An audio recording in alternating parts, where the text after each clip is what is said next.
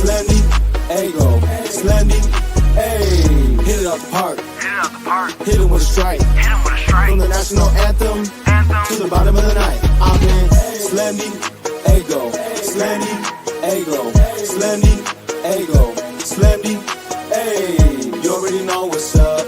What's that? Another home run. But you know the job ain't done till we hold that trophy up. Hey. What's up, everybody? Welcome to episode 451 of the Talking Friars podcast and YouTube show. Ben Fadden with you here. It is August 21st, 2023. We got Padres and the Marlins hopefully starting up their three-game series later tonight. There obviously has been the weather. Hopefully everyone is doing well.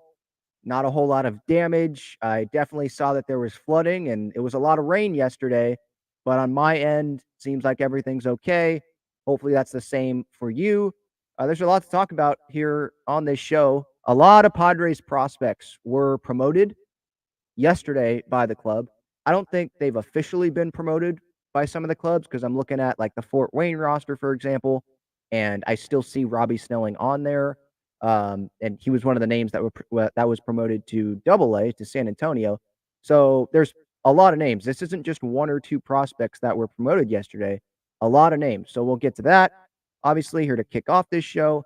And then after that, we can talk about where the Padres stand and all that, and Padres Marlins and Skip Schumacher coming into town, Ryan Weathers, Josh Bell, former Padres coming into town, and I don't have a great feeling about this. We'll see how it ends up. Hopefully, everyone here that is live, hopefully everyone is doing well. If you want to join the show, as always, you can click that link that is pinned up at the top of the chat. If you want to make sure I get to your comment or your question, you can click that $sign in the comments, the super chat button there, and it separates the comment into a totally different category. Makes it very easy for me to see your comment or your question. Just a quick reminder here as we wait for some people to get in here, use my code TALKINGFRIARS, $20 off your SeatGeek order, and you can click the link in the description for some great San Diego sports swag from Breaking Tea, Padres, Aztecs, and the Wave. Wave got a win over the weekend, and San Diego State football is about to start up here shortly. So if the Padres don't make the postseason, hopefully there's going to be at least one team in town making the postseason. We'll see about the San Diego Loyal as well. And then obviously the Aztecs with their football is going to get started. But obviously what everyone cares about most here, the San Diego Padres. And I want to start with the promotions of a lot of guys. And Ethan Salas is the headliner, but just want to go through the names that were promoted yesterday. According to Jeff Sanders of the San Diego Union Tribune, I believe he had this first. Ethan Salas, Robby Snelling, Graham Pauley, Jakob Marsee, and Nathan Martorella, they have all been promoted to Double-A, San Antonio, the San Antonio Missions. And I believe they're going to be headed to the postseason this year. So their season's going to end up being longer than Fort Wayne. So maybe that's why you're seeing someone like Ethan Salas be promoted, some of these other guys be promoted. They probably have to be ready.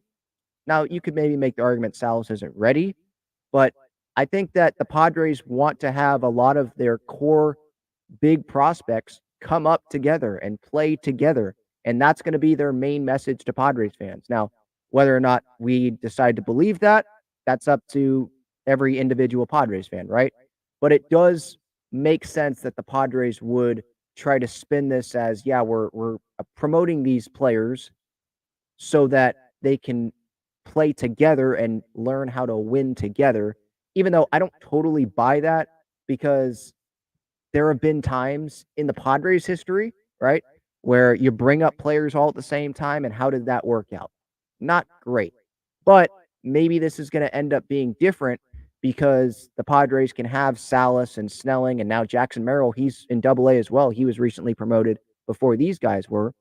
Have all of these guys, Snelling, Salas, Marsee, Pauley, Martorella, Merrill. I'm forgetting, I think Iniarte's there as well. Maybe Lizarraga's there. I forget if he's there. Have them all together and build that chemistry. And maybe it ends up working out, and you hope that this time around, AJ will be able to keep most of those guys instead of feeling the need to trade those guys before they come up to the big leagues, and we get to see how they can actually perform with the Padres at the big league level. he keeps this core together and maybe they end up winning together throughout the minor leagues and at the big league level. And this can turn into sort of like a Houston Astros thing, or, obviously the Cubs get brought up, right? The Braves have a lot of guys like that where it's not like they just brought them in. There's some key players that they brought in, but there's a lot of homegrown guys. You look at the Astros and you point to the starting pitching. You point to Alex Bregman and Jose Altuve and Springer when he was there, Correa when he was there. A lot of talent that came up and stayed at the big league level there. And maybe that's what the Padres are trying to do here. And maybe we'll see the results of that at the big league level in a couple years, in a few years. That's down the road. And I think most fans care more about what's happening right now at the big league level, and that's understandable. But that was the news of the day yesterday because there obviously was no Padres game, and it was definitely interesting. Ethan Salas, he's 17 years old, and he has already been promoted twice. And I'm not actually 3 times, I guess, technically, from rookie ball to Lake Elsinore, from Lake Elsinore to Fort Wayne to San Antonio now, all in this same season. Remember, he was in the Padres clubhouse, and there were questions about where he was going to start, and then he ended up not starting at Lake Elsinore, and then he went to Lake Elsinore. I think he won Player of the Month there for the Cal League, and then he went to Fort Wayne, and he played 9 games there. It's not like he was dominant in Fort Wayne. So my question, and I put this out on social media yesterday, my question was, what was the point of having Ethan Salas play with Fort Wayne if he was only going to play there for less than 10 games? What was the point of that? Because he clearly never got comfortable there. It's 9 games, and some of those games were on the road. They weren't even at the home ballpark for Fort Wayne. That didn't make a whole lot of sense to me. And Salas, he had 35 at-bats there with the Tin Caps, a 472 OPS, which was well below the OPS that he had with Lake Elsinore this season, 837. That's a big gap there. And so is Salas ready for Double-A? I think that's a valid question. I mean, he is 17, and Double-A usually is the best level of minor league talent. I know Triple-A is the higher level, but in terms of the best prospects in all of Major League Baseball, I should say minor league baseball, the best prospects are playing in Double-A because sometimes, I feel like most of the time, they get most of their work in at Double-A, and then they either just go right to the big leagues the next year and they don't even play in Triple-A, like Tatis did, right? He never played for El Paso. Or they start at Triple-A for the service time thing at the beginning of the next season, and then they go up. Double-A is really where they tell their teams, okay, I am ready to do this. And Salas, this isn't something, I want to make this clear. This is not something where he's going to be called up this season. I don't think he's going to get called up next season either. Jim Callis, who was on the show last week, was saying that he could be ready to go by 19 years old. Well, he's 17 now. So are they going to have Salas play this year and all of next year at Double-A and then bring him up? Are they going to have him do this year, next year at Double-A, or this year, part of next year at Double-A, and then at the end of next season have him play with Triple-A and then bring him up? I don't know. I just don't want to. I really just don't want to have Ethan Salas be rushed up. But at the same time, if he was showing that he was ready to move up from Lake Elsinore, why not put him at Double-A? And I don't follow the minor leagues super closely because I'm following the big league team every day. But is there a huge gap between High A and Double-A? Maybe the Padres think that it's not that huge of a gap. Maybe we should just bring him up to Double-A, and why the heck did we even have him in High A with Fort Wayne, So I'm going to be very interested to see how Salas does the rest of this season, and then next season, I'd be surprised if he's not at Double-A to start next season. Or maybe he goes down to High A if he struggles. But, I mean, struggling is part of the game, right? Every player does struggle at some point, so maybe this is something that the Padres are like, we want him to be challenged here. Sure, he's only 17, but he's a very mature 17-year-old from everything that we've seen. Let's go challenge this guy, and let's see how he deals with the struggles. Let's have him get familiar with some of the pitching at the Double-A level, the pitching that he will probably be catching at the big leagues, hopefully at some point. Let's give him this challenge and we'll see how it works out. As for the other guys that are being called up to Double-A, Robby Snelling, he's the best Padres pitching prospect in the organization as of now, according to MLB.com, their prospect list. With Jim Callis, I think Jonathan Mayo does some work on that as well. You could say Dillon Lesko maybe has like the higher upside, but Snelling has a 1.88 ERA so far this season through 18 starts, 19 years old. He was drafted just last year, so he's a fast mover as well. So I'm interested in seeing how he does, obviously, in Double-A. And Grant Pauley, 305 average so far this year. 20 home runs. OPS is over 900. Jakob Marsee, 22-year-old outfielder. I saw yesterday he has a ton of stolen bases this season, and he's done pretty well offensively. His OPS is over 830 with Fort Wayne. So, again, AJ, he has a history of trying to push these guys at the minor league level and maybe giving them challenges earlier than some other GMs would. And maybe that's a flaw of AJ's, but hey, he watches these guys more than we do. He knows more about these guys than I do, for sure. And AJ at heart, I think he's a good scout at heart. Now, the other things we can definitely question, right? But him bringing guys up like this, I just feel like he views it as a positive, obviously, giving them that challenge and seeing how they do. And they can always get sent down if they don't do well or if Salas isn't ready, for example. But I think a part of this, again, is having those guys play together. I think the Baltimore Orioles, if I'm not mistaken, they did play together as well. Gunnar Henderson and Adley Rutschman. Who else did they bring up? Well, I know right now, Kierstad and I think Kauser, they're playing together. So maybe there is something to that. But there have been situations, including with the Padres, where you have Margot and you have Renfroe and you have Hedges and who was it Aswahe that was in that group? And Lauer, Lucchese, they play together, they come up to the big leagues and it doesn't work out, right? So there's always that risk, but I feel like there's higher ceilings with these players. But I don't know. I was hearing a lot of chatter about Margot and Renfroe, and those guys when they were coming up. And this is the same thing here. So it's definitely not a guarantee, but it's certainly interesting. I do see Matt here. He wants to come on. What's up, man? How's it going? Hey, man. It's been a while. You've had too many nighttime shows for me. I can't make it up that late. So I just wanted to touch in on some topics we hit on the past and just see where you are now. On the like who to blame, where people are always fire Preller, fire Melvin, whose fault really is it?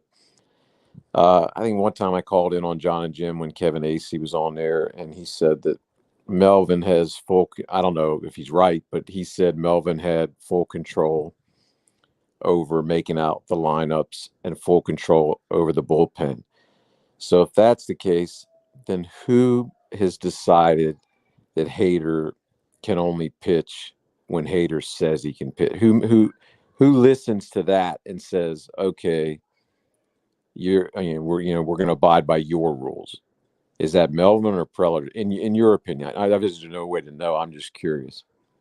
I mean, it doesn't even feel like it's a front office or a managing thing. It feels like it's Josh Hader trying to protect himself, and I understand that. But it feels like it's more like Josh Hader telling the Padres, like, hey, I kind of got screwed over with the Milwaukee Brewers, and if we're going to win games, there's going to have to be a ninth inning anyway to close out, and that's where I'm comfortable. That's where I pitch best. I mean, just go look at the numbers, and I think Melvin and Niebla are like, well, he's right about that. And we can't overuse the guy. Like other guys in the bullpen are going to have to pitch. Now, I'm on the viewpoint of on the side of like it's time right now. Like they've got to win games, and it's already past the urgency point. Like I feel like the season's over. So they already missed their opportunity with that. But I felt a few weeks ago they should have started being like, hey, Josh, man, I know that one time he pitched 3 days in a row, but Yes. it's like, come once. on. One time. Once.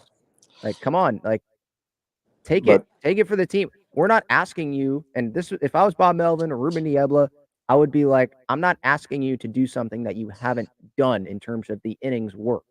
You can pitch one inning, but if you have to pitch it in the 8th inning, let's say, I'm not saying pitch in the 4th, pitch in the 8th inning, you got the best part of the lineup up, big spot, and you have, I don't know, Steven Wilson or someone that can maybe pitch the 9th. If you do it there, that's all I would ask out of him. And it's just still one inning. And I know Trevor Hoffman, people bring that up about, oh, well, he had this big routine and he was super successful doing that. And so if we're not going to complain about that, we can't complain about Hader. But it is different nowadays. Yeah, It's a different game. And again, I've I seen just that go back argument. to the urgency thing. Like, I'm sorry, sitting here as a fan, the urgency with the Hader stuff, I just don't feel that it's there. Yeah, I've seen that Hoffman argument. I don't buy that either. So then my final thing on, I mean, I don't know how many more times I'll speak to. Then I blame Hader fully for this season, because to me, I don't know who Soto was talking about when he's talking about quitting, but I mean, Manny might not have the best body language or whatever, but he still plays every day. Whatever. I mean, I completely blame Hader, because the difference is so small. If you take before this last whatever train wreck disaster, there were 3 or 4 under or whatever. I mean, if you just take extra innings and instead of going 0-10, you're 4-6, then you would be above 500 right then. So the fact that Josh Hader can't, you're 0-10 and you have him as a closer, and all you have to do is look at. Were you impressed by the Baltimore Orioles at all? I mean, literally. I mean, I watch them on the East Coast, so I see the Orioles. I mean, yes, they have a 30 games over 500. They're not that impressive. They're just not. None of their guys have ever. The starting pitching isn't very, very impressive either. No, the I just feel like starters are a shit show. Yeah, they execute more than the Padres have, though, offensively. But they come through. they They did come through in the right situations, though. Yeah, I guess. I mean,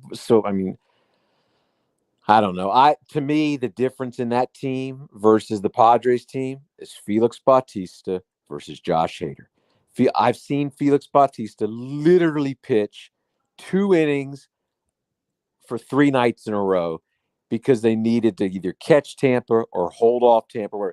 Now, granted, he did of late. You can tell he's starting to slow down, but we're 120 some games in. If Hader had done anything, I mean, I think he's got like 20 some more innings than Hader, which for a closer is insane.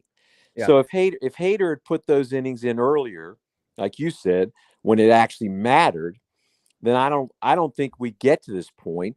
I think that have treaded water to the point where maybe AJ was a bigger buyer at the deadline. So maybe the Musgrove injury isn't as bad, because instead of getting Rich Hill, you actually get a decent pitcher.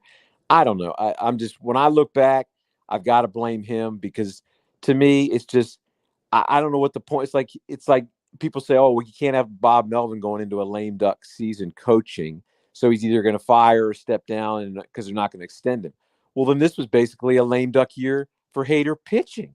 If he's going to dictate those terms, say, well, I've never got to free agency in Milwaukee, overused me, I'm not going to allow that again. Well, then, then get rid of him before the season. I mean, I don't know. It infuriates me that he dictates terms, and I don't see anybody else but maybe Xander dictating where he wants in the batting order, or only playing shortstop. Maybe you could consider that dictating terms. But to me, Hader's the only one that I've noticed that, I mean, he just seems completely detached from the team altogether. And ever since Edwin Diaz got 5 for 100, Hader's like, F this. I want 5 for 100. I'm doing as little as possible for the best results possible to get my bag, and that's it. And so and the urgency thing I go back to, because, correct me if I'm wrong, I don't know if you remember the quotes that he's had earlier this year, where he was talking about how I'm not going to extend myself until like September. That's when I'm really going to get going, because I'm gearing up for the postseason. I want to be at my best for the postseason. And he's trying to save himself for then. And it's like, that's not the only time we've heard that kind of from the Padres clubhouse. Like, Musgrove has talked about how he thinks that some guys have maybe not they haven't had the urgency that they've needed to have. from day one. And that's been pretty apparent. And that's part of the reason why we are where we are right now. But at least they still play. I mean, he dictates that he won't pitch. I mean, like Musgrove, I mean, he's hurt now, but I mean, even if he didn't, he still pitches. I mean, Soto's played or appeared in every game. Manny had one small stint off. I mean, Kim plays every day. Tatis has played every day since the 20 games were up. I mean, at least they play. I mean, it's not like they were like, well, Manny's like, well, I'm only gonna play 5 days a week because now I got 10 more years. I want to be I want to be sharp for year 7 or something, or sharp for, I don't know. I mean, he did say that, and we've discussed in the past that they kind of approached the season as if they were already in the playoffs. But like you said, once it became apparent that they weren't, and it was going to be a struggle, then even if you only had to do that for maybe you didn't have to do it for 3 months. Maybe you only had to do it for that 1 month where the bullpen was really breaking down. So maybe you only would have added on maybe 10 more innings instead of 20. But if it could have resulted in 4 more extra inning wins or something like that, like I said, it would have been, you'd be treading water now. You'd be 2 games back or whatever. Anyway, it just pisses me off that they let him dictate that. And he still got, I can't remember, $14 million in arbitration or something to that effect. And I mean, he obviously makes less than Suarez on an AAV, and he's, anyway. It irritates me too. It's my final frustration. I've given up. I don't, I just, the grand slam that wasn't turning into the grand slam that was in the back half of the doubleheader was just like, well, that's it. I mean, it just felt like the final.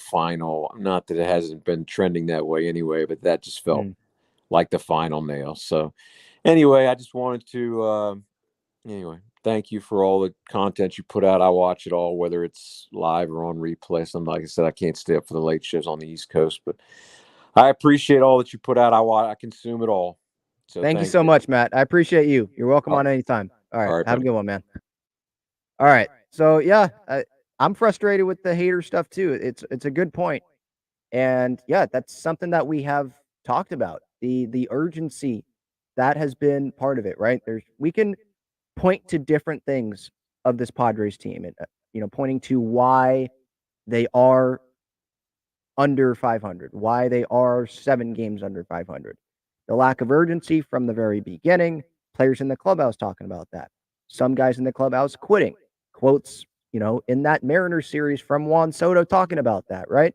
Manny Machado, he has said sometimes that there's been some times where he said there's urgency. Yes, we need to play with urgency. But then there's other times where we're like, we're not desperate. We're not desperate. I think he was talking to Kevin Acee about that. It's like, okay, so maybe that's part of the problem then. You need to start playing like that. You should have started playing like that, like weeks ago when that was happening, it's just underwhelming performances and lack of urgency and quitting, and put all those things together, and that is a terrible combination if you're trying to have success and you go into a season trying to be this World Series contender. You're not going to be that if you combine all of those things, right? I'm looking at the Hader and Felix Bautista numbers here, just comparing the two, kind of like Matt brought up there about Bautista. And Hader has 46 games. Bautista has 53. And that doesn't seem like a whole lot, right? That's not a huge gap, right? What's that, 7 outings? But you add those 7 outings up, that's 7 innings right there, assuming that those Bautista outings were just 1 inning apiece. And I don't think they were all just 1 inning apiece. When you look at, I'm going to pull up Bautista's game logs right now. I'm seeing some 2-inning outings, right? August 12th, he went 2 innings against Seattle. July 20th went 2 innings, You add that up, I'll just take his August appearances, because that's 6 right there. I'll take his last 7, because that's the difference between the two. His last 7 appearances from July 31st to August 19th, 8 1/3 innings of work. And he hasn't even been that good. But I'm just bringing up the innings. If Hader would pitch 8 more innings this season, if he'd have 8 1/3 more innings this season, would the Padres have more wins? And I'm talking about if those innings were pitched in high leverage spots, maybe the game's tied and the Padres aren't waiting for a save situation, you know? Or he's pitching in the 8th inning one of those games before someone blows it, right? If he's pitching there in those innings and adding those innings on, are the Padres still under 500? Maybe, but maybe they'd be 2 or 3 games under 500 instead of being 7 games under 500 like they are right now. And if they were only 2 games under 500 or 3 games under 500, well, guess where they would be? They definitely wouldn't be 6 games back, right? I mean, you look at Miami right now, right? 64 and 61. So Miami's 1 game back of a playoff spot. So the Padres would be like 3 or 4 games back probably of a playoff spot, which I think we would still feel, okay, maybe they're in it, but 6 games back, I don't see anyone that feels like this Padres team is in it, right? And why should you? Sure, there's some fans that are always going to have optimism and always going to, keep the faith, believe in the team, but I'm sorry, how can you actually, like, seriously, not just doing it as a joke, like, "Oh, come on, there's still time." You're not joking around, but you actually believe it? How can you actually believe it? I just don't see how you can actually believe that. Getting back to, and I'm gonna get to the chat here, don't worry. Definitely gonna get to the chat. If you have any super chats, you can put them in there. It supports the channel, so I appreciate anyone that does that. And if you want to join the show, excuse me, you can click that link that's pinned up at the top of the chat. I didn't hit on all of the names that were pulled up, I believe, to Double-A. Nathan Martorella, he was also brought up, and he is 22 years of age, just like Jakob Marsee. 73 runs driven in this season in 112 games at high A. So he was definitely, it seemed like, ready to go up to Double-A. And maybe he got called up a little bit later than he should have to Double-A. But again, I'm not going to get too deep into that because I'm just looking at numbers. I'm not watching Nathan Martorella every night. I'm watching the Padres every night, right? But based on the way this Padres season is going, I might be watching more of those guys for sure. Now there were a couple guys that were moved up to high A. Dillon Lesko, who was drafted last year, 1st-round pick, and Samuel Zavala, who was signed, I believe, out of Venezuela. They are going to the Tin Caps. Dylan Head, he was with rookie ball, 1st-round pick for the Padres, drafted less than 2 months ago, and he's now going to be up with Lake Elsinore, Single-A Lake Elsinore, along with Homer Bush, right? He was actually with Lake Elsinore before Dylan Head was. He may have actually started there. But yeah, with Lesko, not a surprise that Preller is continuing to push these guys. He was not ready to start for Lake and Elsinore, at the beginning of the season. He was still doing that Tommy John recovery. Pitched a little bit of rookie ball, debuted for Lake Elsinore July 21st against, I believe, the Dodgers affiliate. Struck out 3 innings of work. You look at the traditional numbers, 6 ERA, 21 innings, I believe, of work, 14 runs. I was looking that up the other day. So it's not super impressive looking at the results. But how big of a difference is Single-A Lake Elsinore and high A Fort Wayne? The Padres just continuing to push Lesko, give him that challenge, see how he can do it at the end of this year. And maybe he can continue to start next year at high A, and then be promoted at Double-A instead of staying at Lake Elsinore the rest of this season. And then maybe the Padres feel like, oh, we should probably have him be at high A the entire season next year.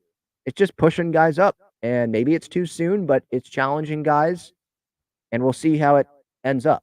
Samuel Zavala, he is the big outfielder in this Padres farm system now that Robert Hassel's gone. James Wood is gone, obviously, in that Juan Soto trade from last season. And he's 19, so he's another, obviously, young guy out of Venezuela. 871 OPS this season, more than 70 runs driven in, just a little more than 100 games. And I think that the Padres want to see this guy be a starting outfielder for this Padres team come 2024. Well, maybe not 2024. That's probably too early. 2025, definitely by 2026 if they don't deal him before then. Now, if they extend Juan Soto or they bring him back in free agency, then you're going to have Tatis and Soto locked up long term. And maybe, I mean, they could still have Zavala go play a corner, or maybe I think Tatis would be in center if that were the case. But maybe they just go a different route with that last starting outfielder and trade Zavala for, I don't know, young, controllable pitching or a position of need. But I think it would be best for the Padres to really see what they got in Zavala here and give him a chance. Bring him, have him be in this farm system, have him come up to the major leagues, obviously assuming that everything can go well in the minors in his progression towards the big leagues. See what he can give you at the big league level, because when was the last time the Padres had a like all-star, maybe I shouldn't even go that high of expectation, but when was the last time the Padres had like a really impactful starting outfielder on their team? You know, and I'm talking about, obviously you point to Tatis and all that and Soto, but I'm talking about when was the last homegrown Padres outfielder that came up through the system and they end up being like this star for the Padres, right? Will Myers wasn't homegrown, and I think some would say, right, he probably did not perform up to the level of expectation in that contract. And then he moved to first base, and then there was the time where he was at third for a couple games in one season. Then he was switching back and forth between the outfield and first. I'm talking like permanent outfielder. Renfroe didn't go his entire time with the Padres, right? He gets dealt. Same thing with Manny Marco. Who is that guy that's homegrown and was an outfielder from the start and ended up being this really impactful outfielder for the Padres? Can Samuel Zavala be that guy? We shall see. Obviously, Grish was not homegrown. He came over from Milwaukee, and he was a top prospect with Milwaukee. Had obviously the error when Soto had that single in the wild card game, gets traded over to the Padres, and then he's pretty much been the starting center fielder since. Like, who is that guy? It's been a really long time, isn't it? So hopefully they give Zavala a chance. And then Dillon Head, he obviously is 18, almost hit 300 with a 413 on base percentage, 884 OPS, 51 rookie ball at bat. So I believe he was playing games at Peoria. That's where I believe rookie ball is. And so, yeah, obviously I'm okay with the Padres bringing up Dillon Head to Lake Elsinore. Like, why not have him play with Homer Bush? And is there a huge difference between rookie ball and Lake Elsinore? Like, I don't know. I'm not so sure about that. So yeah, give him the chance, and kind of like some other guys, see if he's ready for this level at the end of this season. If he's not, then maybe you can bring him back down at the start of next season and make sure that he's ready. Or he'll prove in spring training that he will be ready to stay in Lake Elsinore if he maybe struggles a little bit. Which I don't think we should expect all of these guys to be amazing talents and perform really well when they first get called up here and promoted to Double-A or High A or wherever they're going, because I'm sure that there's an adjustment there for these prospects. But Salas being 17 years old and being at Double-A, that's crazy. And I saw some that aren't really happy about this. Like, why the heck are they doing this? Why are they rushing him and all that? But I kind of think of it as, well, they know more than we do. And the Padres, they did a ton of background on Ethan Salas. Obviously, you give him millions of dollars on the signing bonus, right? Wasn't it like over $5 million? You give him all that money. Of course, you're going to do background. You know how smart the guy is. You know that he puts in the work. And they've probably watched, Feller's probably watched every at bat that Ethan has had so far and has watched things behind the plate. And other scouts have probably done that. So they know more than we do. If it ends up not working out, then yeah, in hindsight, we'll be like, that was a dumb decision. But I'm not going to say it was a dumb decision because Again, I think they know more than we do. And from everything that I've seen, everything that I've heard, just had Jim Callis on last week. And he was like, some teams have told the Padres most valuable player in baseball, including major leaguers, based on his age and position and where he's at and his, potential. So obviously people in the industry think very highly of him. So we'll see what he can do at the AA level. Jeff Sanders just tweeted this out. Padres say no issues with the field. Game is on as scheduled tonight. So that's good news. Now, what might not be great news is that Ryan Weathers is scheduled to be on the mound for the Miami Marlins. And I posted this on social media, and this is kind of what I think. And maybe this is an exaggeration, but I posted Randy Johnson carrying a bunch of Yankees in 2001, I believe, in the World Series. Because he was dominant in that outing. And this is definitely what I could see Ryan Weathers doing. Maybe not striking out 10, 12 guys, but giving up one run or no runs over 5, 6 innings. I could definitely see Ryan Weathers doing that against the Padres because he's probably pissed off that he got traded. Or if he's not pissed off, it's just you shouldn't have traded me.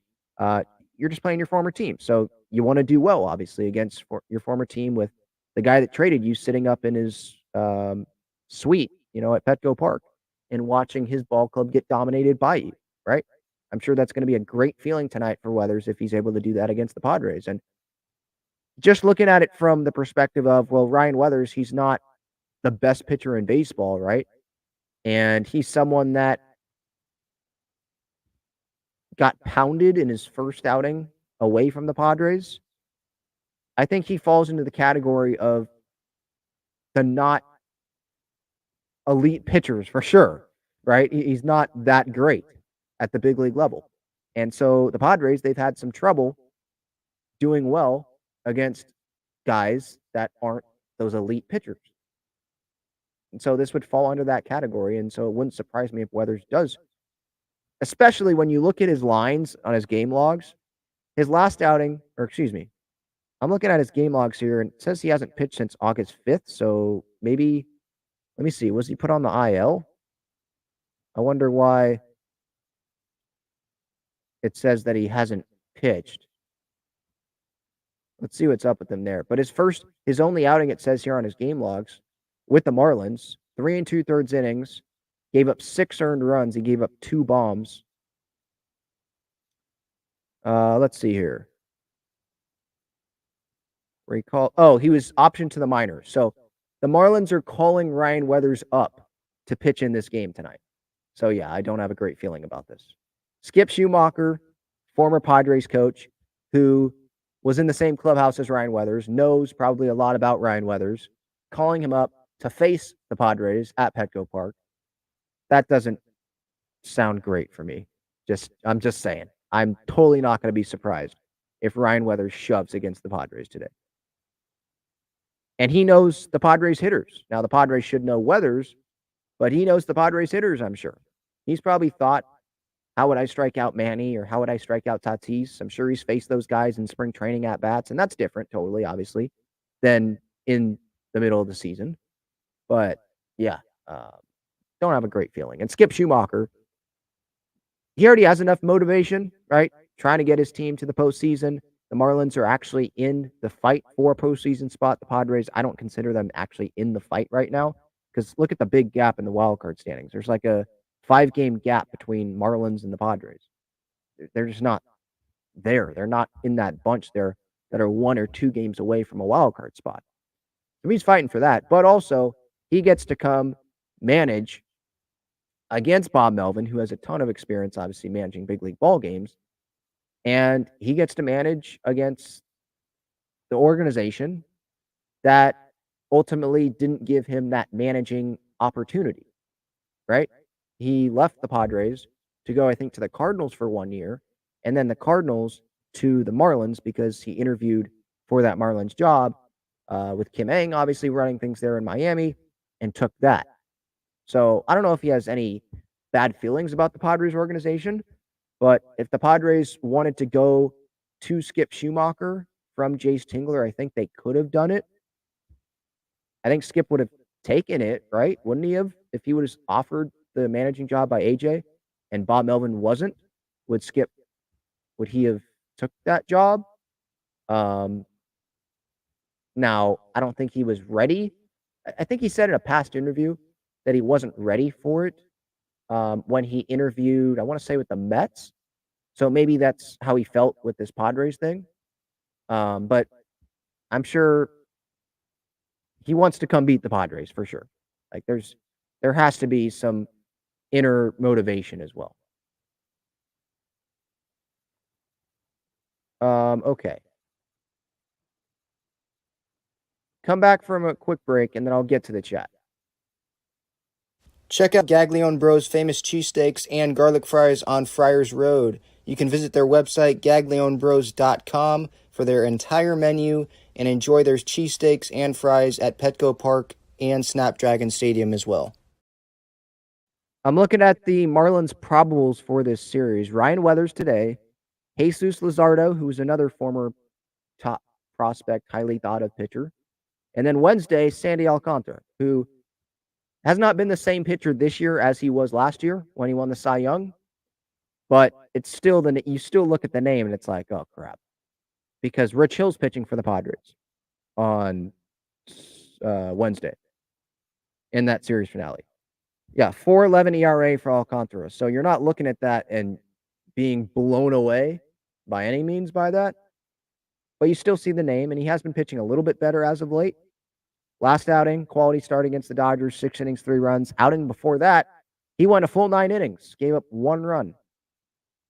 And 6 innings, 4 runs allowed in that Texas series. But then his first outing of August, 8 innings, no runs against the Phillies. So and the outing before that, 9 innings, 1 run against the Rays. So he's pitching better.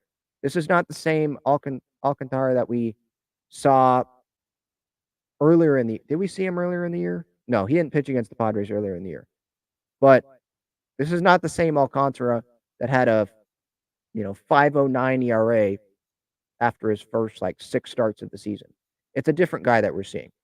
His ERA is just inflated because of some of the starts earlier in the year, So I would not count on winning Wednesday's game. Today and Tuesday are very crucial for sure. But I think the Padres season is over anyway. So maybe Padres fans are like, who cares about this Padres Marlins series? I'm just looking at the minor leagues now or whatever. And that's definitely your right to do that. Go ahead. I'm not going to blame you for. I'm going to keep tabs on those guys, of course, in the minors, those prospects. But I'm still focused on this big league ball club, obviously. Even if they're going to get eliminated, I'm still going to watch this team every night and be focused on this team every night because it's the major league team. That's what I think we all care about the most, and that's what we all should care about the most. I don't want to go back to 2016 and 2017 and 2018 where we're like, oh, Carlos Eswai about to debut in September. Manny Margot coming up. I'm so excited to see these guys. Or Ryan Schimpf or Corey Spangenberg. I don't want to go back to those days, And I'll be excited when Salas comes up and when Merrill comes up, no doubt. But I want to be excited about this big league team, and that's just not going to happen this year. But that's where, my main passion and love obviously goes to, right, is the Major League Padres. But yeah, these first 2 games, if you're still wanting to look at this from, oh, how can the Padres make the postseason? Taking 2 out of 3 feels like a must. It felt like taking 3 out of 4 from the D-backs, or at least splitting was a must, and they didn't do that. So, yeah, I feel like the season's over, but if you still want to give them a chance, you have to win, it feels like, every series from here on out. And you get an easier schedule in September, which is good, or maybe not good, based on how they played against some of the weaker teams in Major League Baseball this year. But even with that September schedule, even if they do well, maybe it's going to be too late and it won't even matter. Game 1 is going to be Michael Wacha tonight against Ryan Weathers. Snell is tomorrow. That's against Luzardo. And then Hill, obviously, in the series finale. The good news, obviously, is that Wacha and Snell are pitching in the first 2 games. So I would like to think that the Padres have a good chance of winning the first 2 games of this series, but I would not be surprised if they don't win this series, because Wednesday I'm not thinking they're going to win. And then tonight, Ryan Weathers is on the mound. So hopefully they win Tuesday, but today feels like a coin flip. Michael Wacha, it's no disrespect to him, but I'm just really looking at it as, well, it's Ryan Weathers that's on the freaking mound. So I'm not seeing a bunch of offense coming from this Padres team today. Just not seeing that. All right. Let's get to the chat here. I know I'm behind. Haven't really gone through the chat here. Pedro says, they say if you can play AA ball, you're basically ready for Major League Baseball. AAA is just the queue line to be called up. Oh, I get what you're saying. Like, yeah. Usually the top prospects, like I'll look at the top prospects right now in baseball. Because I was looking at this the other day. It was probably yesterday that I was looking at this after the news came down of all of these promotions. Jackson Holliday, number 1 prospect in baseball, according to MLB.com. He's in AA. Jackson Chourio for the Brewers, AA. Dillon Cruz was just called up, I believe, to AA. And he just got drafted out of LSU for the Nats. He's going to be exciting to watch. Ethan Salas, obviously, now going to be in AA. Junior Caminero for the Rays, AA. James Wood for the Nats, obviously, AA. Evan Carter for the Rangers, number 8 prospect in baseball, AA. Jackson Merrill, AA. Marcelo Meyer from the Red Sox, 11th best prospect, AA. Like, you're looking at a lot of guys here that are in AA. There's a lot of these guys that are AAA. It still has Ethan Salas as high A, but he's in AA now. Paul Skeens just got drafted. He's in Single-A. But those are some different circumstances. But the best prospects, most of them, especially those top ones, they're in AA. So, yeah, I agree. That's like where the highest ceiling talent probably is. So it's going to be a tough test for Salas and for the other guys that have been called up as well. Pedro also says, Sammy Zavala looks good. Too happy for that kid. Plus, we have Verdugo in Lake Elsinore, and he looks good too. There was also another, I forgot to mention, because Jeff, in his first tweet about the minor leaguers, he didn't mention Griffin Doersching. Devin Ortiz, Tyler Robertson, they're also going to Fort Wayne. And Romeo Sanabria, I don't know who that is. He's going to Lake Elsinore. So those are some different. Griffin Doersching, wasn't he tearing up Single-A earlier this season? I remember his name being brought up. So, again, it's a lot of those prospects that the Padres might think have a big league future playing together at AA, and we'll see if it works out. It hasn't worked out in the past, so it's not a guarantee that it works out, but there's some guys in this farm system where it's like, wow, I'm very interested in seeing how they do at the big league level when they reach there, because it's not a will they reach the big league level? It feels like with some of these guys, it's when they reach. What do they do when they get there? Chris says, in a meeting right now, but rather be listening to this. Appreciate that. Hopefully you don't get fired. The BG Hero says, Hader should be pitching more / longer, but the Padres hitting problems are bigger. I agree with that. Like Matt said, Hader, like he blames a lot of this on Hader, and I agree with that. Like I put blame on Hader, but Hader, even if he did pitch in the situations that we want him to pitch in, he's not pitching every day, right? The offense is the one that's there every day. These superstar players, they're in there every day. The starting pitching, I think, has been pretty solid this year. Bullpen's had some moments where it hasn't been good, right? They started off the season great, and then it got really bumpy, right? But the offense has been inconsistent the entire season. So I would point there first before I point to Hader. I agree with that. But Hader, I agree with Matt. It's definitely frustrating this year. Spudnuts says, why is Gamble playing? Well, I mean, what are the other options? Maybe they should have Soto DH because Ben Gamble is known for his defense in the outfield. Obviously, Grisham Tatis really good defensively in the outfield. And they're not having Gary or Campy DH while the other is starting at catcher. So do you want Matt Carpenter getting the everyday at-bats? Or do you want Ben Gamble at least playing good defensively in the outfield and having Soto DH like they did, I think, the second game of that doubleheader the other day? I don't know. I don't think Gamble's going to play every day, But I'm just saying, like, that's why he's playing. I mean, Choi on the IL, Cooper, he jammed something the other day. So it comes down to, like, what other options are there? That's probably why. And Bomel, he likes to get some guys at bats. And Gamble hasn't been great offensively, obviously, and I'm not surprised. He's not an offensive player, but he's done his job defensively. What a catch he made the other day going over the rail. Space Cowboy says, I definitely feel like there's some sort of mindset/mentality struggle within the team. There's just so much inconsistency day to day. Well, yeah, the mindset. Musgrove talked about it earlier in the year about the urgency. And then Juan Soto coming out with the quitting quote, you know? Bogarts earlier this year, I think the National Series. Like, remember the quote he said? Come on, it's the Nationals. They didn't have playoff aspirations.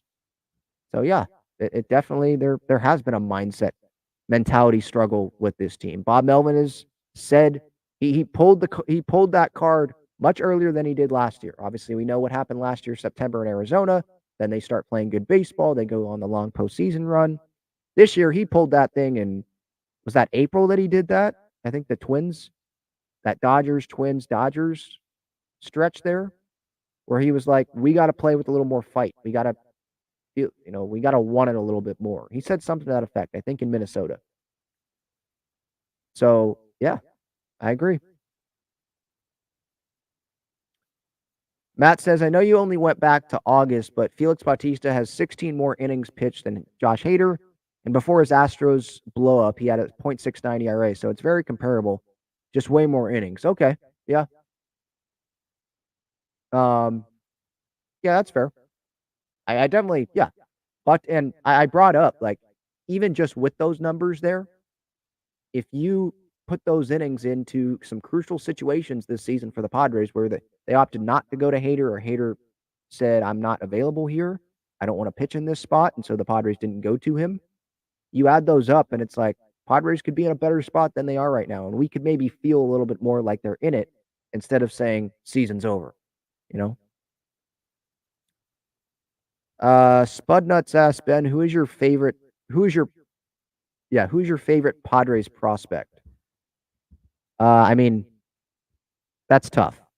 Between it'd probably have to be between Salas or Merrill. And Merrill, I think, puts together really good at-bats. And Salas, from what I've seen, he's been super, super impressive.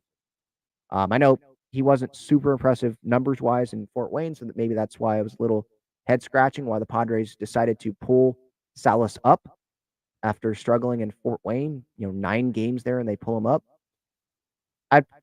I know this isn't going out on, this isn't being different or anything like that, but I'd probably say Salas just because of how unique it is. And he's just super interesting. It does feel weird. And usually the guys I'm talking about are older than me, like a decade older, like Manny and all that. But I'm talking about a guy that's younger than me. And I'm like, I love watching this guy. It feels a little bit weird, but I'm sure that's how all the other sports talk hosts feel because they're older than all the players they talk about. So that does feel a little weird. Gil says Dillon Head looks like the real deal so far. And Pedro then adds, plus Homer Bush Jr. Now that's an outfield. Yeah, we'll see how they develop. Obviously, that's a long ways away. But like Preller, there's been some pitching where it's been spotty. But the drafting, especially like the top picks, they're usually highly regarded in the farm system, years after they get drafted. So it doesn't feel like he gets the draft picks wrong. Maybe it's developing or trading guys for star players, doesn't have the patience to wait on those players to develop and goes and because they're trying to win now. Juan Soto's available. Okay, James Wood, Hassel, Susanna. Who else was traded in that deal? Wood, Hassel. Oh, Gore, Abrams. They weren't prospects, but that's who I was thinking of. We're not going to see what you end up being. We don't have that patience. We're trying to win right now. We're getting Juan Soto. And so, yes, a lot of the draft picks that AJ makes, they don't end up panning out for the Padres at the big league level. But some of that circumstances, right? And just some of the trades that they have made. But I mean, to make those trades, those other teams have to really be interested in those players and love those players. And Mike Rizzo with the Nats was in love with those players, and he got what he wanted. So drafting wise, feels like Preller's done a pretty good job drafting wise. I think the developing you could question, and some of the other decision making, obviously, you could dimension. You could question.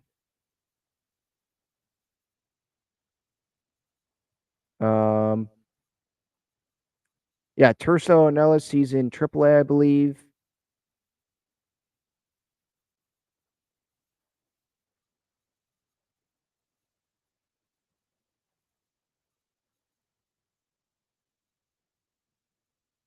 Yeah, Gil says here in the chat, Jesus Luzardo for Kim. Mic drop. I don't know if he's being sarcastic about this, but obviously that wouldn't happen. I don't think. Padres wouldn't do that now, but wasn't that like an off-season thing that was being floated around? Like, I might have actually talked about it on the show. Would you trade Ha-Sung Kim for someone like Jesus Luzardo because he's under control and the talent is there, and Kim maybe doesn't have a future with the Padres beyond next year? Would you do that? And Kim's been the Padres MVP this season, you know? So, no, that's not going to happen anymore. I'd be shocked. Yeah, Kim bobblehead night tomorrow. Yep.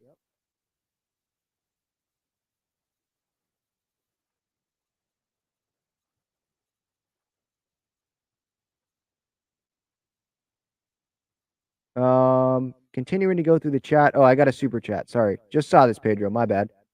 Thank you so much. I appreciate it.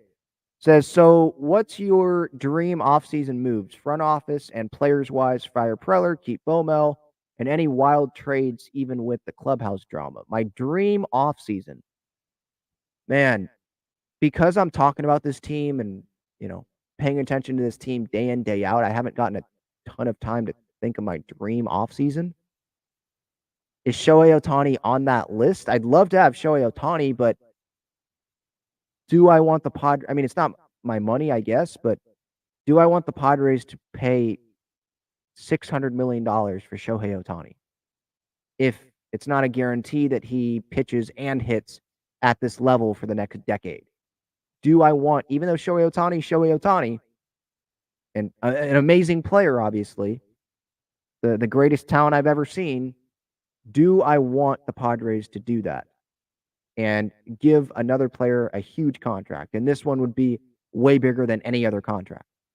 You know, is my dream offseason including extending Soto? Well, I don't think that's really realistic.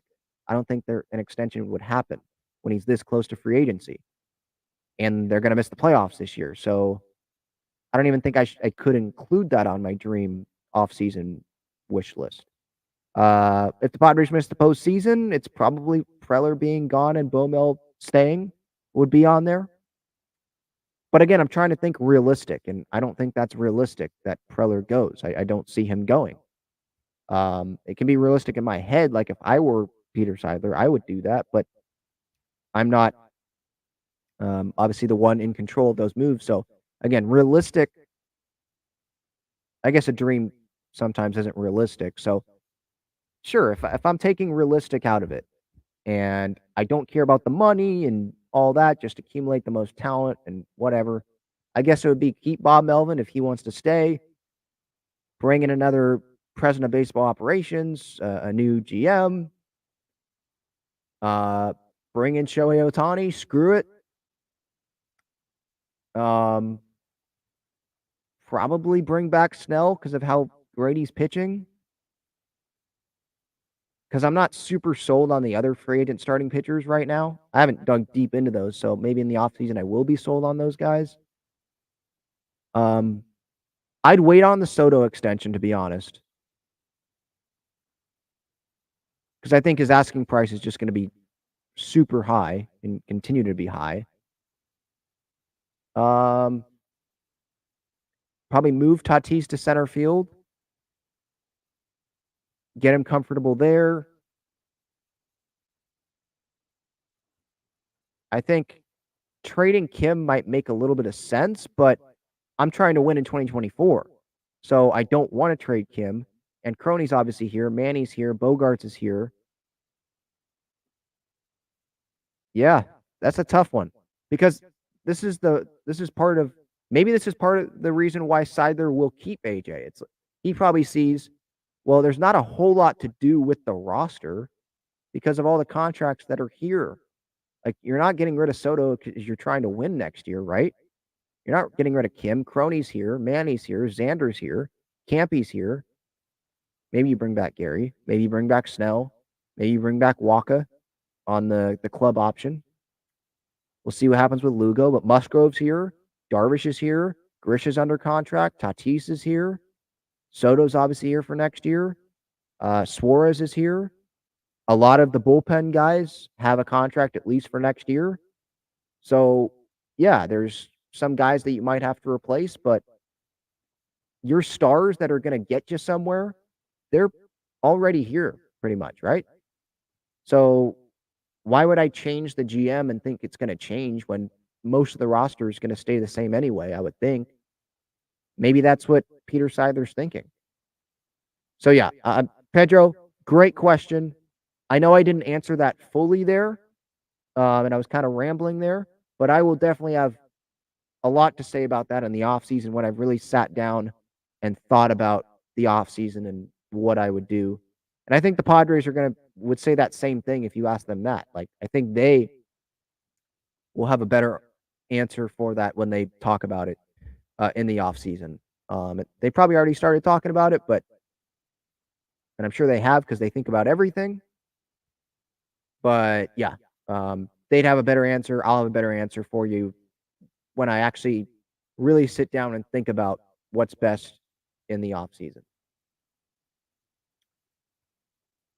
Any names for GM or manager, Pedro asks. Well, manager, Bob Melvin, I want him here. And GM, if Preller goes, I mean, bring in David Stearns. David Stearns, right, with Milwaukee. I don't know if he would do it. There's a lot of rumors about him going to the Mets. Bring him in.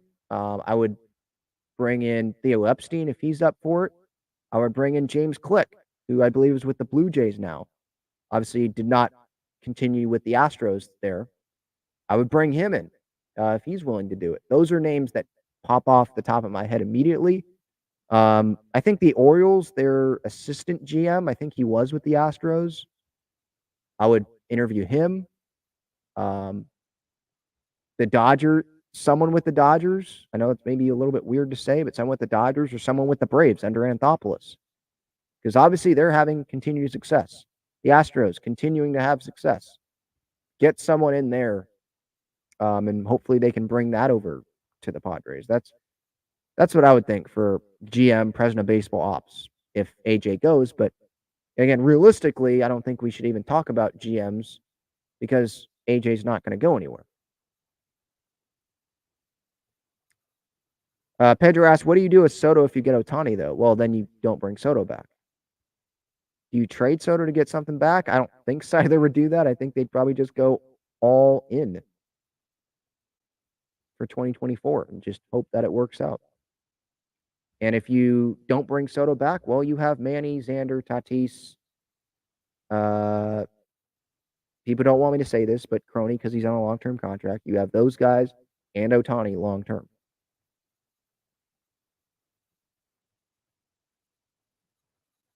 Yeah, Pedro, you're right. At this rate, beer is going to be $40. What is it now? Because obviously I've never drank beer. So what is it at Petco? Is it like $20? That seems like a lot. But the food feels like everything's a lot anyway.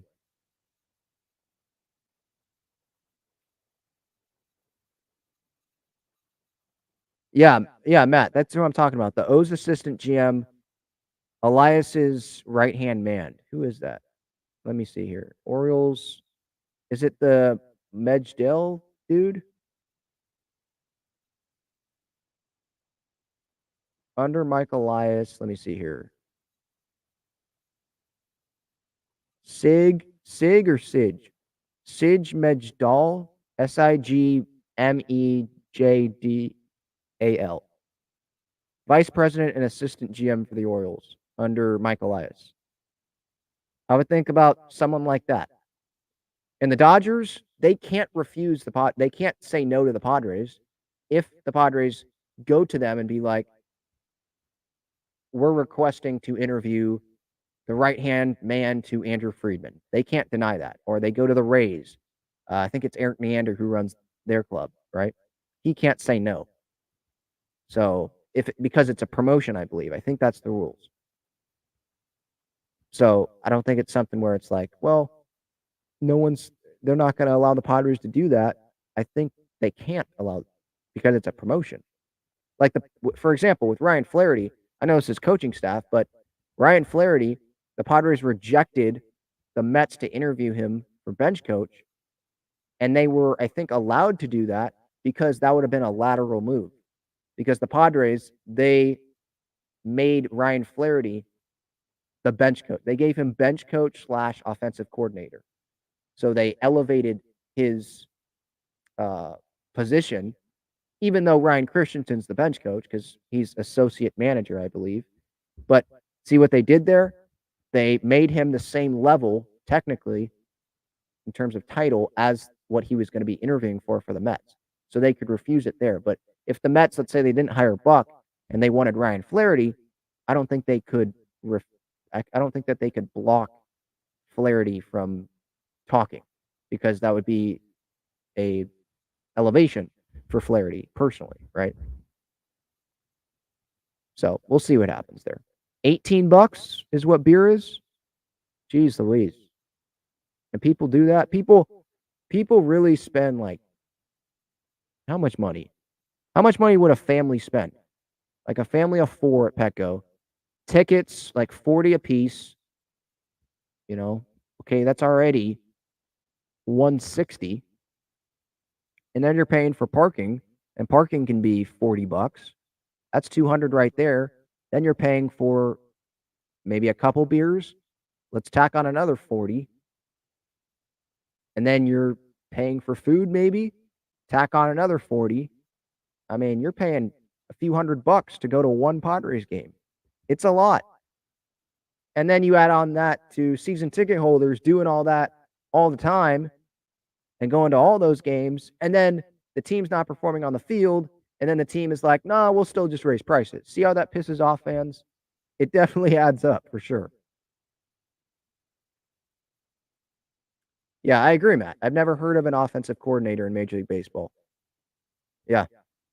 Look at Flaherty breaking new ground. No, that's Preller wanting to keep Flaherty because he's probably like, when Bob Melvin fails or when Bob Melvin's done, I'm going to elevate my guy to be the manager and see if that works out. Third time is going to work out, right? Third time's the charm or whatever the saying is.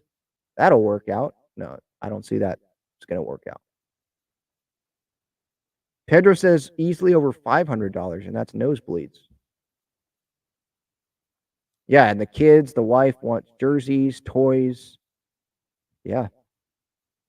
That's why there's some fans that only are able to make it to like 3 games a year or maybe even 1 or 2 games a year. I understand it for sure. And I didn't really like how Eric Grubner in that letter to season ticket holders, he made it seem like, or it was almost like he was like, I don't want to say threatening. Maybe that's too much. But he said in his letter, like, there's plenty of other people waiting in line for your season tickets. They're very valued. Kind of made it like, if you don't renew, that's okay. We'll just have someone else come right in and take your tickets. You better renew. No, that's how it felt. And it was like, come on, man. Really? There's been a lot of exciting moments and more to come. Sure, there's been some exciting moments like the Tatis home run and yeah, there's been some exciting moments. Tatis stealing home recently and the Gary Grand Slam. But it's like, is there going to be an exciting postseason appearance that I don't know about? I don't think so. And now you're raising ticket prices. It's like, come on now. I get it. Business and payroll and inflation and all that, but it's just not a good look. And it's obviously going to piss off fans for sure. All right, I'm going to go to the rest of the chat here after this break. I want to tell you about the best and easiest way to play fantasy sports. It's Underdog Fantasy. They have great pick'em games and best ball tournaments. In pickup games, just pick higher or lower on 2 to 5 players' stats, and you can win up to 20 times your money in a single night. You can go cross-team, cross-league, and even cross-sport. Best ball revolves around the draft, which is what every fan loves the most about fantasy, and it eliminates the hassle of having to manage your roster all season long, resulting in a fun and easy fantasy product. How does it work exactly? You enter a contest where you participate in a snake draft against other users. That lineup that you drafted competes against every other draft in the entire contest. The better the combined performance of your team, the more money you win. After your lineup is all played, Underdog will take the best performing players and automatically set them as your starting lineup. That's it. No waivers, no trades, no worrying about who to start or sit. After you complete your draft, your part is done. Underdog Fantasy offers best ball in a variety of ways, including daily contests, weekly contests, playoff contests, and season-long contests. You can either enter into these and compete against thousands of other entrants for huge prizes, or, if you'd like, you can enter into a private draft with friends and family to compete for a smaller prize pool. Underdog keeps it super simple with their easy-to-use website and mobile apps. Sign up now by clicking the link in the description or by using the promo code TALKINGFRIARS, and you'll double your first deposit up to $100 in bonus cash when you make your first deposit of $10 or more. So if you deposit $100, you get $100 free. If you deposit $10, you get $10 free. As we close out this show today, I wonder what the Underdog Fantasy higher or lower strikeout total is going to be for Ryan Weathers tonight against the Padres. Again, seems like the game's going to be played. The weather's good. What is it? Probably 5.5, I would say. Let's see. See if Underdog has it. Tatis is there. Waka has one. Ryan Weathers. Here it is. Oh, okay. 2.5 earned runs allowed. I'd probably go lower on that. 3.5 strikeouts. That's it.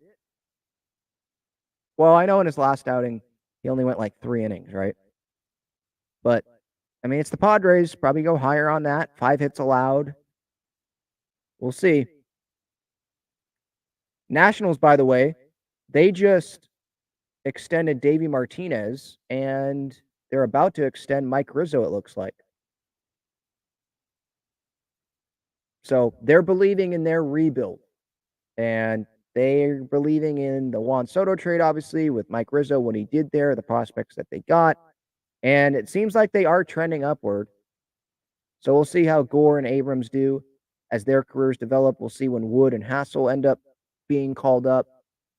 And Yarlin Susanna, see what happens there. But yeah, they're trending up, and the Padres seems like they're trending down right now, which sucks. Obviously, wishing all the best to all of those Padres prospects that got traded to the Nats. I just wish that we would have 3 postseason runs like we thought we were going to get with Juan Soto instead of 2 before he reaches free agency.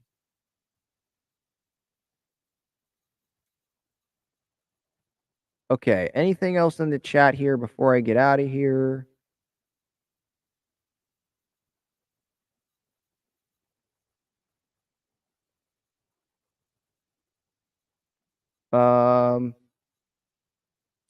Chris says, give Preller credit for overpaying, giving contracts. I lost the comment. Give Preller credit for overpaying, giving contracts when he didn't have to, and getting rid of controllable pieces. Oh. There must be a discussion going on here about AJ.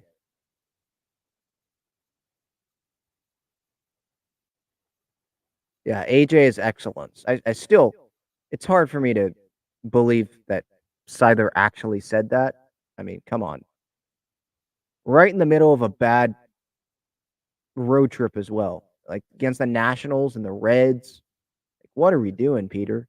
I mean, I appreciate what you're doing for the organization, but you didn't have to go that far. All right. That's episode 451, Talking Friars. Reminder, code Talking Friars, $20 off your SeatGeek order. BreakingT.com. Click that link in the description for some great San Diego sports swag, Padres, Aztecs, Wave. I'm out of here. Pre-game thoughts later before the Padres Marlins series kicks off. And then post-game reaction as always. Thank you all for the support. I appreciate it. And see y'all later.